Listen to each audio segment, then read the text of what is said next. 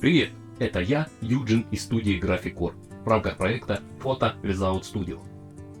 Перед началом хочу выразить большую благодарность моим самым активным подписчикам, в особенности Маша Дип и Омут Амутова.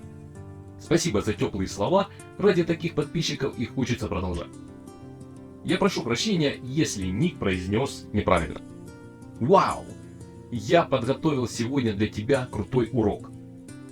В период жары, наверное, всем хочется, чтобы прошел хороший свежий дождик. И мы научимся создавать эффект дождя на профессиональном уровне в Photoshop. По итогу урока ты получишь следующие навыки. Работа с корректирующими слоями, работа с фильтрами. Поехали! Друзья, для того, чтобы имитировать капли дождя, нужно добавить шум и размыть его.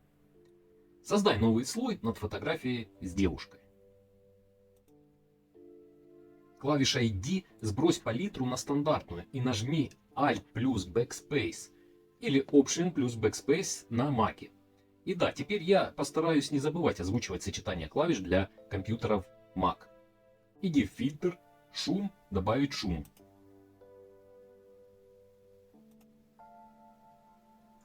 Распределение равномерное, монохромный и 140. Эффект ставим 140%.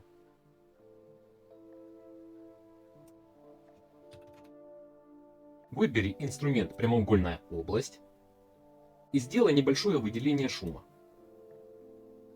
Нажми Ctrl-J, чтобы скопировать на новый слой. Отключи слой с основным шумом и Ctrl-T увеличь этот кусочек нового шума на весь экран. Я делаю это для того, чтобы наши капли были большими. Поменяй режим наложения на экран, чтобы избавиться от черных элементов. Добавь корректирующий слой уровней, включи ему режим обтравочной маски и черный, левый и средние ползунки смести правее. Ты заметишь, что количество шума уменьшится, как раз то, что нам нужно, так как нам не нужен такой плотный шум. Выдели слой с увеличенным шумом и слой с кривыми. Нажми Alt-Ctrl-E или Option-Ctrl-E на Mac, чтобы создать новый объединенный слой. Отключи слой с уровнями и шумом, а режим наложения нового полученного слоя поменяй на экран. Выбери слой с шумом, иди в фильтр, размытие, размытие в движении. Поставь следующие настройки. Угол минус 80, смещение 57. С настройкой смещения поэкспериментируй. На самом деле данного эффекта можно было добиться и без создания объединенного слоя с шумом. Давай посмотрим, как это сделать. Отключи объединенный слой и включи слой с уровнями и увеличенным шумом. Выдели слой с шумом и повтори применение фильтра размытия движений с такими же настройками.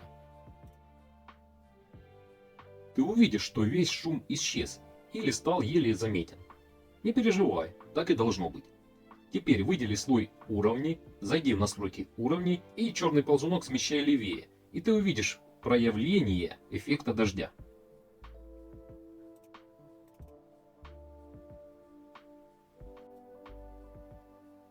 Если же ты начнешь смещать правый белый ползунок влево, то ты сделаешь эффект намного выразительнее. Настраивать и выбирать тебе, каким способом пользоваться и какую интенсивность выбирать. Теперь можно зайти еще дальше. Включи верхний слой с дождем, выдели его, примени к нему еще раз фильтр размытия движений.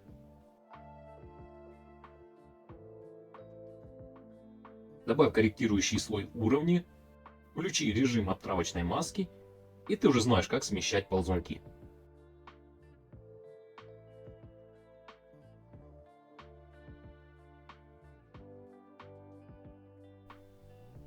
Итак, что мы имеем? Во-первых, два способа добавления эффекта дождя. Во-вторых, за счет верхнего слоя с эффектом дождя, которому применен фильтр размытия в движении два раза, мы получили более длинные капли. Если правильнее выразиться, то более длинную выдержку при фотографировании дождя. Причем эти эффекты можно очень просто регулировать перемещением ползунков на слое уровней. Идем дальше. Чтобы придать изображению глубину, дублируй самый первый увеличенный слой с дождем. С зажатой клавишей Alt или Option на Mac перетяни его в самый вверх. Ctrl-T увеличь его многократно. Добавь корректирующий слой уровни, включи режим обтравочной маски и опять настрой видимость и интенсивность.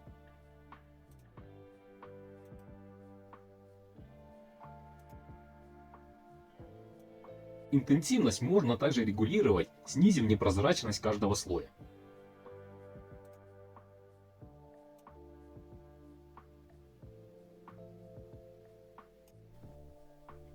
И последним шагом добавим реалистичности данному эффекту. Как известно, когда капли дождя падают на какую-либо поверхность, они об нее разбиваются, и создается эффект такой дымки. В самом верху создай пустой слой. Возьми мягкую белую кисть и выставь ей параметры.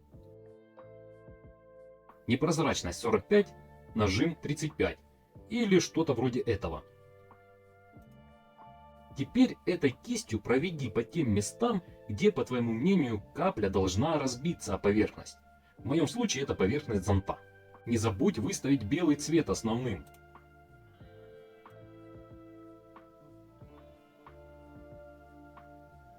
Создай дубликат нового слоя. Иди в фильтр, шум, добавить шум. Эффект 400%, распределение равномерное, монохромный. Режим наложения этого слоя поменяй на экран.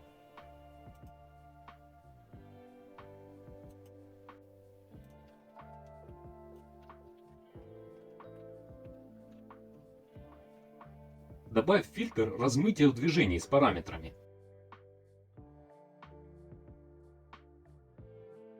Угол минус 90, смещение 5 пикселей.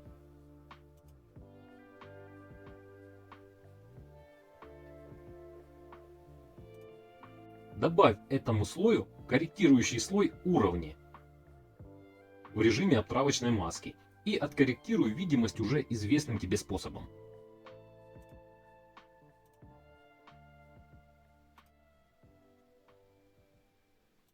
Снизь непрозрачность новых слоев, если считаешь, что яркость слишком высокая.